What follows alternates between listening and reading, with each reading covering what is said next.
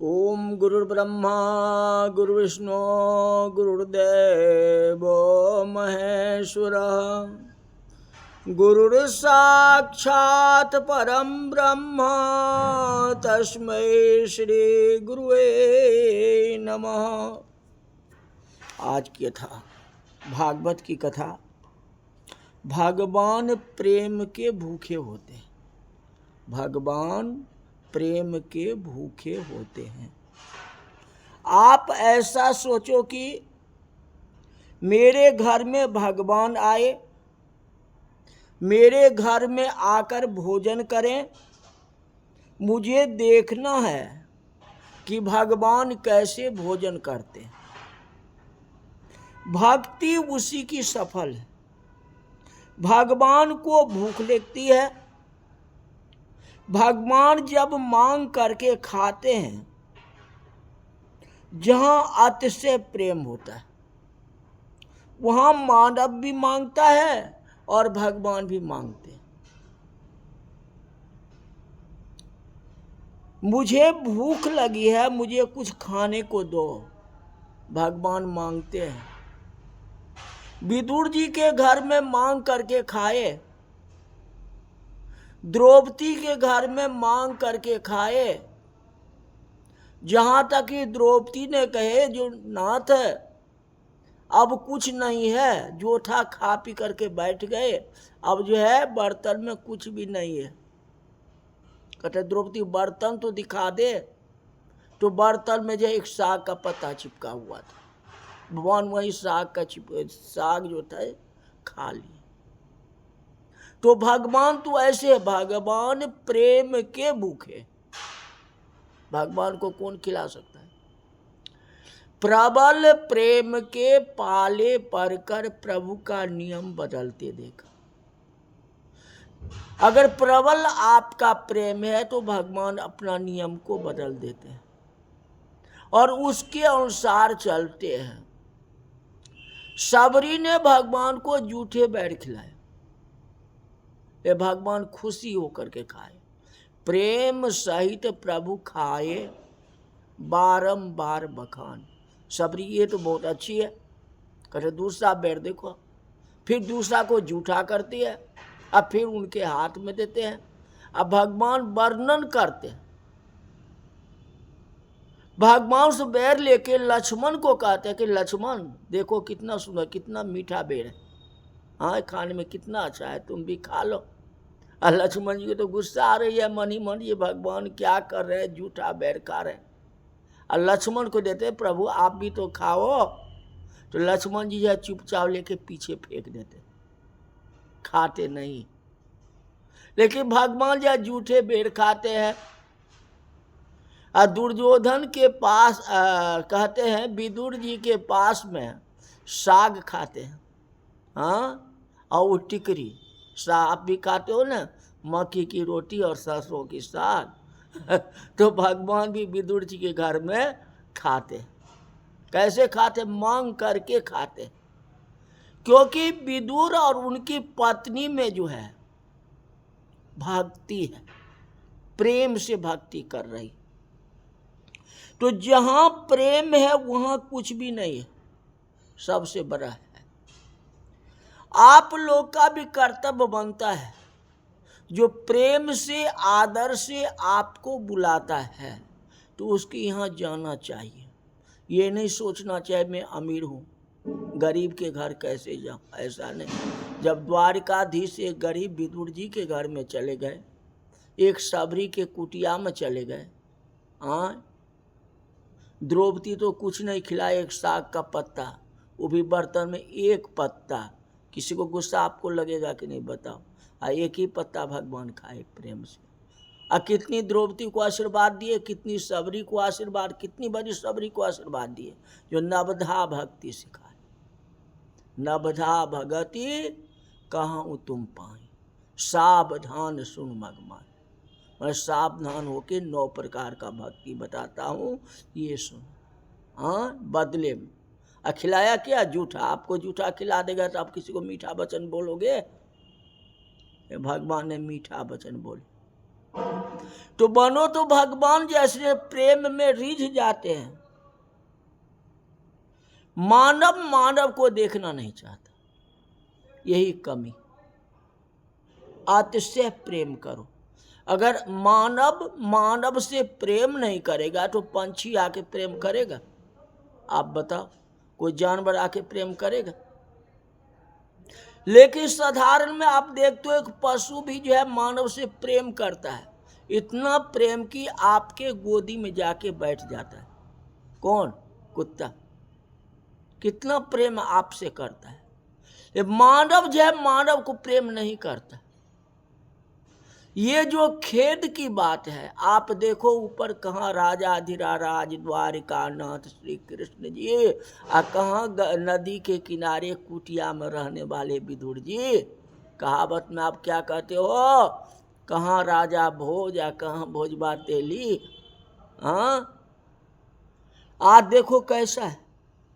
परमात्मा के साथ विदुर जी का मिलन हुआ। अब विदुर जी से मांग करके टिकरी और साग भगवान खा रहे। लाओ विदुर जी, शर्म किस बात की है?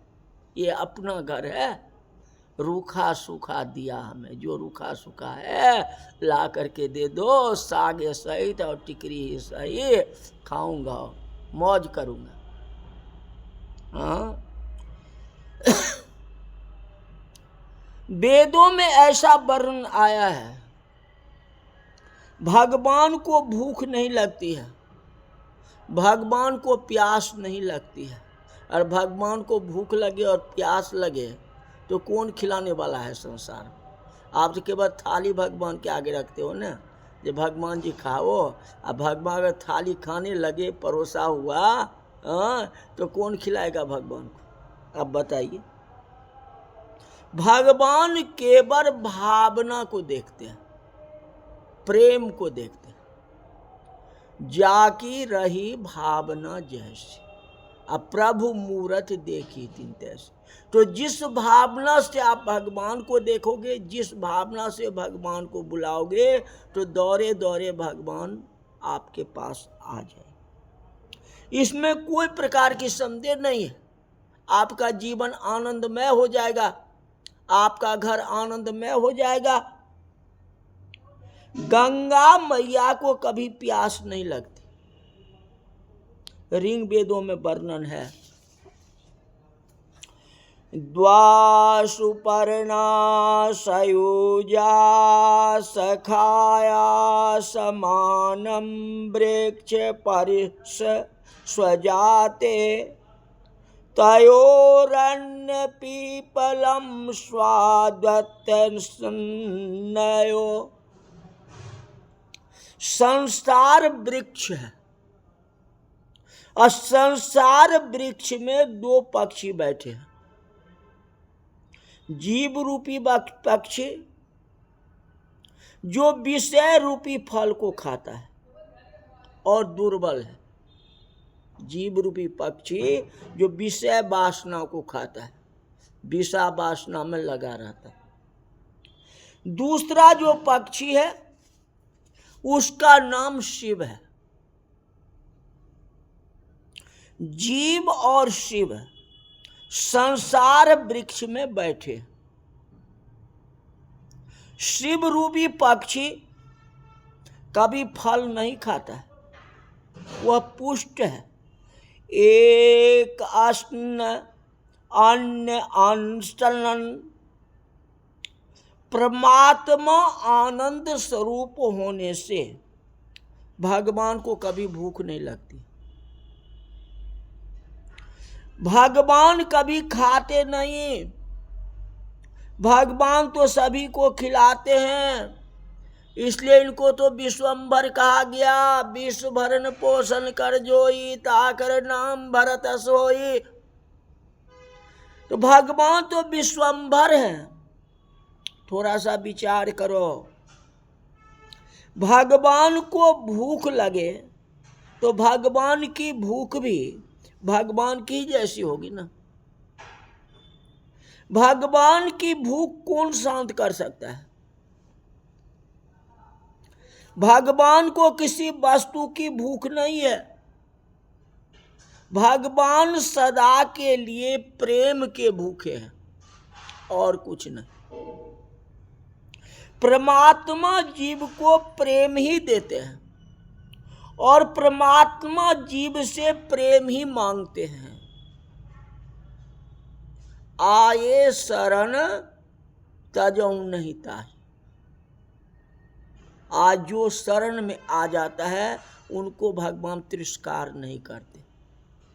भगवान कहते आओ हमारे शरण में आ जाओ तो मैं तेरे को उद्धार कर दूंगा। मीरा ने कितनी कष्ट भोगी, जहां तक अपना ससुराल में, ननिहार में, वृंदावन में, द्वारिका में कष्ट ही कष्ट, और कष्ट को सहन करते हुए द्वारिका पहुंच गई। और द्वारिका नाथ को कहते हैं भगवान अब सहन नहीं होता है, अब ये कष्ट सहन नहीं कर सकती हूँ इस कलयुग के अंदर। द्वारिका नाथ कहते हैं चिंता क्यों करते हो, आ जाओ मेरे शरण में। आ मीरा दोनों हाथ बढ़ाते हैं, आ जाओ हमारी शरण में। अब मीरा साक्षात भगवान की शरण में चली गई, भगवान के शरीर में जाकर के मिल गया। बहुत से लोग भगवान को पैसा दे करके समझा देते हैं, मैंने आपको 1000 रुपया भेंट दी। परमात्मा पैसे कहाँ मांगते हैं। अब लाखों पैसे दे दोगे, आपको प्रेम नहीं है तो रुपया कागज चढ़ाने से क्या होगा। चढ़ाओ तो प्रेम से, परमात्मा को प्रसन्न करो। पैसे से भगवान नहीं मिलते हैं, भगवान प्रेम से मिलते हैं। भगवान जो है श्रद्धा से मिलते हैं। जो श्रद्धा संबल सहित, कहा गया ना रामायण। और भगवान को कह दे कि मेरे घर में बैठे रहो, मैं 2 लाख रुपए आपको दूंगा, भगवान कैसे बैठे रहेंगे। पैसे से भगवान को खरीद नहीं सकते, प्रेम से भगवान को खरीद सकते हो। तो अगर खरीदना है तो भगवान के प्रति प्रेम करो, श्रद्धा करो, क्योंकि आप कहते हो ना श्रद्धा भक्ति बढ़ाओ, तो श्रद्धा नहीं है तो कुछ भी नहीं है, बेकार है। इसलिए आज की कथा यही तक रही, फिर कल बताएंगे। बोल वृंदावन बिहारी लाल की जय।